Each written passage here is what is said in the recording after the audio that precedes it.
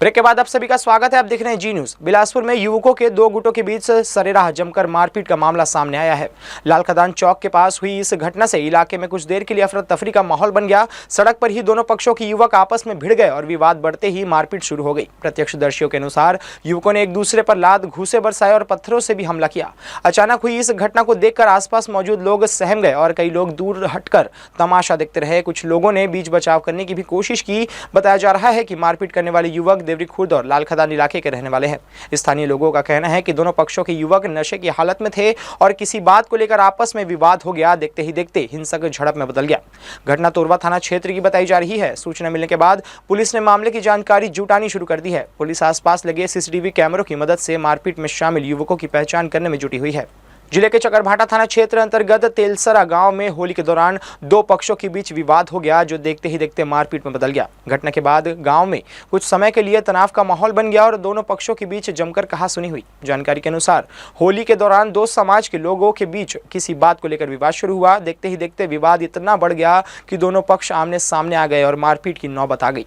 घटना के बाद गाँव में अफरा तफरी का माहौल बन गया है। ग्रामीणों ने आरोप लगाया है कि इस पूरे विवाद में गाँव के सरपंच की भूमिका भी रही है और के ऊपर विवाद को बढ़ावा देने व मारपीट करवाने का आरोप लगाया गया है। घटना के बाद नाराज ग्रामीण बड़ी संख्या में थाने पहुंचे और मामले में सख्त कार्रवाई की मांग की। ग्रामीणों की शिकायत के आधार पर पुलिस ने मामला दर्ज कर लिया है और पूरे घटनाक्रम की जांच शुरू कर दी है। पुलिस का कहना है कि जांच के बाद भी जो दोषी पाया जाएगा उसके खिलाफ नियमानुसार कार्रवाई की जाएगी। बिलासपुर निवासी ने आरोप लगाया है कि सोशल मीडिया प्लेटफॉर्म फेसबुक पर ठाकुर राम सिंह नामक व्यक्ति द्वारा आपत्तिजनक वीडियो पोस्ट किया गया है। शिकायतकर्ता के अनुसार 4 मार्च को आरोपी ने अपने फेसबुक अकाउंट से एक वीडियो साझा किया, जिसमें मुस्लिम समुदाय के सर्वोच्च धर्मगुरु अयातुल्ला सैयद अली खामेनी के संबंध में अपमानजनक टिप्पणी की गई। आरोप है कि वीडियो में उनकी मृत्यु शहादत का उपहास उड़ाते हुए उन्हें आतंकवादी कहकर संबोधित किया गया और ऐसी भाषा का प्रयोग किया जिससे धार्मिक भावनाएं आहत होती हैं। जाकिर अली का कहना है कि 5 मार्च की रात आरोपी द्वारा एक और वीडियो प्रसारित किया गया, जिसमें उसने साथ अन्य लोग भी दिखाई दे रहे थे और सभी मिलकर आपत्तिजनक शब्दों का इस्तेमाल कर रहे हैं। शिकायतकर्ता का आरोप है कि इस तरह की सामग्री से दो समुदाय के बीच वैमनस्य फैल सकता है और समाज में तनाव की स्थिति उत्पन्न हो सकती है। उन्होंने वीडियो की स्क्रीन रिकॉर्डिंग कर पेन ड्राइव में सुरक्षित करते हुए भारतीय साक्ष्य अधिनियम की धारा 65B के तहत प्रमाण के साथ पुलिस को सौंपा है। जाकिर अली ने पुलिस से आरोपी और उसके साथियों के खिलाफ FIR दर्ज कर सख्त कार्रवाई करने की मांग की है। समुदाय के लोग जिनको अपना रहबर मानते हैं, अपना धर्मगुरु मानते हैं और है भी वो शहीद हुए। उनकी शहादत का इन्होंने ऐसे वीडियो फेसबुक में वायरल किया जो बिल्कुल निंदनीय है। जो कोई भी व्यक्ति आज खामनेई साहब की शहादत का शोक हर धर्म के लोग मना रहे हैं, आप देखिए। लेकिन बिलासपुर के ये जो निवासी है, ये इस तरह की हरकत क्यों कर रहा है? क्यों बिलासपुर और हमारे छत्तीसगढ़ के ऐसे वातावरण को बिगाड़ने की कोशिश की जा रही है?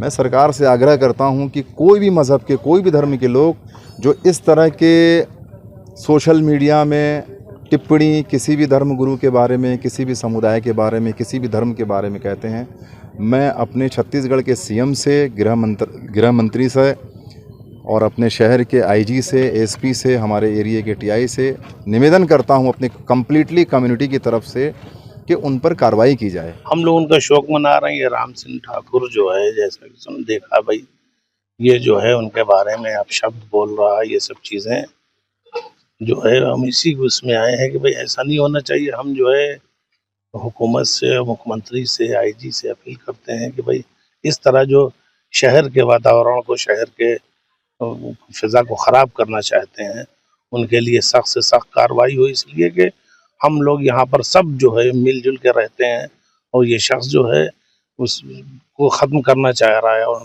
बिलासपुर के अशोकनगर क्षेत्र में रहने वाली एक महिला ने इलाके में बढ़ती असामाजिक गतिविधियों को लेकर पुलिस प्रशासन से सुरक्षा की मांग की है। लक्ष्मी केवट नाम की महिला ने आवेदन देकर बताया कि मोहल्ले में कुछ युवक आए दिन उत्पात मचाते हैं, जिससे स्थानीय लोग खासकर महिलाएं और बच्चे भय के माहौल में रहने को मजबूर हैं। आवेदन में आरोप लगाया गया है कि कुछ युवक लड़कियों से अभद्र व्यवहार करते हैं, महिलाओं के साथ गाली गलौज करते हैं और क्षेत्र में नशा, शराब और चाकूबाजी जैसी घटनाएं भी होती रहती हैं। महिला का कहना है कि छोटे बच्चों को भी नशे की ओर धकेला जा रहा है, जिससे अभिभावकों में चिंता का माहौल है। पीड़िता ने यह भी बताया कि कई बार पुलिस को फोन करने के बावजूद समय पर मदद नहीं मिल पाती, जिसके कारण इलाके में लोग खुद को असुरक्षित महसूस कर रहे हैं। स्थानीय निवासियों ने प्रशासन से मांग की है कि अशोकनगर क्षेत्र में नियमित पुलिस गश्त बढ़ाई जाए और सुरक्षा के लिए सीसीटीवी कैमरे लगाए जाएं। मोहल्ले वासियों का कहना है कि बच्चों और महिलाओं की सुरक्षा को देखते हुए प्रशासन को जल्द कार्रवाई करनी चाहिए ताकि क्षेत्र में शांति और कानून व्यवस्था बनी रह सके। कालीघाट चाटीडी में पहले रहते थे और हमको अब मकान अशोकनगर में मिल गया है, ठीक है। और आपका साहिल खान नाम का एक लड़का है जो आए दिन अटल आवास एरिया में आके दारू गांजी पीता है, लड़ाई झगड़ा करता है, लड़की छेड़खानी करता है और विगत कुछ दिनों से अभी उसकी अति ज़्यादा और जातिवाद का भी बहुत बात करता है, हिंदू मुस्लिम करता है, ठीक है। और अभी होली के पक्ष में आके 2-3 दिन से उसका अति ज़्यादा हो गया, तो कल वो गाली गलौज करके बहुत लड़ाई झगड़ा भी किया हमारे भतीजों के साथ, तो उनके बीच में हाथापाई मारपीट हुआ है।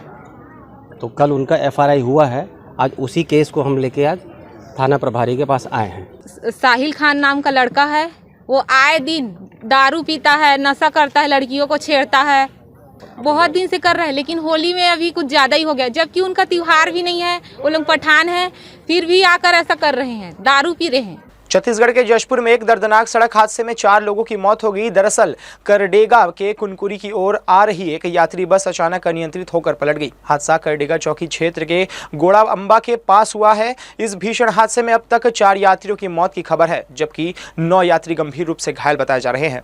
बस में 2 दर्जन से ज्यादा यात्री सवार थे। हादसे की सूचना मिलते ही प्रशासन में हड़कंप मच गया है।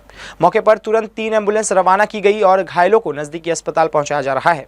बताया जा रहा है कि करडेगा से कुनकुरी की तरफ जा रही थी, तभी गोड़ांबा के पास अचानक संतुलन बिगड़ने से बस पलट गई। फिलहाल हादसे के कारणों की जांच की जा रही है। पुलिस और स्थानीय प्रशासन की टीम मौके पर मौजूद है और राहत व बचाव कार्य लगातार जारी है।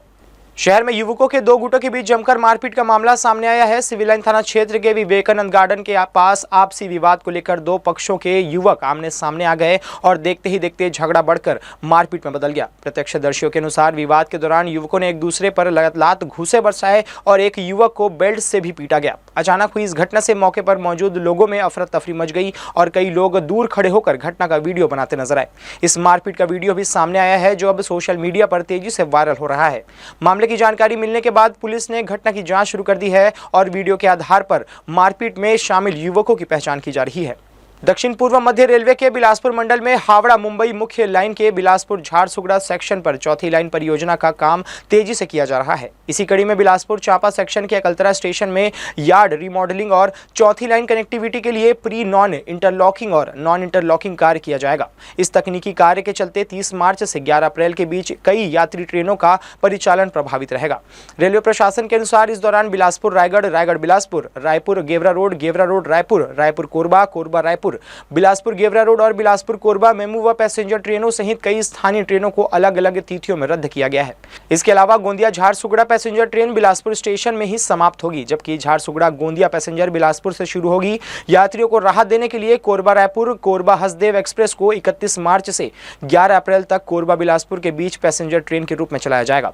रेलवे ने यात्रियों से अपील की है कि यात्रा से पहले अधिकृत रेलवे पूछताछ सेवा NTS या 139 के माध्यम से ट्रेन की स्थिति की जानकारी लेकर ही सफर शुरू करें, ताकि किसी प्रकार की असुविधा से बचा जा सके।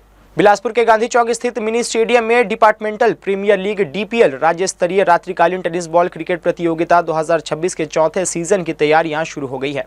प्रतियोगिता के सफल आयोजन को लेकर 5 मार्च को छत्तीसगढ़ स्कूल परिसर में बैठक आयोजित की गई, जिसमें आयोजन से जुड़े पदाधिकारी और सदस्य मौजूद रहे। आयोजन सचिव अख्तर खान ने बताया कि इस बार प्रतियोगिता में छत्तीसगढ़ के विभिन्न जिलों से 40 से अधिक सरकारी विभागों की टीमें भाग लेंगे। इनमें गौरेला, पिंडरा, मरवाही, पथरिया, मुंगेली, बेमेतरा, रायपुर, दुर्ग, राजनांदगांव, जशपुर, सारंगढ़ और कोरबा सहित कई जिलों के विभागीय खिलाड़ी हिस्सा लेंगे। इसके अलावा बिलासपुर जिले से शिक्षा, पुलिस, GST, इनकम टैक्स, कृषि, स्वास्थ्य, उच्च शिक्षा, PWD, राजस्व, नगर पंचायत, जिला पंचायत, DO कार्यालय और विभिन्न सरकारी बैंकों की टीमें भी मैदान में उतरेंगी। आयोजन को सफल बनाने के लिए बड़ी संख्या में समिति के सदस्य तैयारी में जुटे हुए हैं। पवित्र रमजान माह के अवसर पर केंद्रीय आदर्श जिला जेल बिलासपुर में 15वां रोजा इफ्तार कार्यक्रम खुशनुमा माहौल में आयोजित किया गया।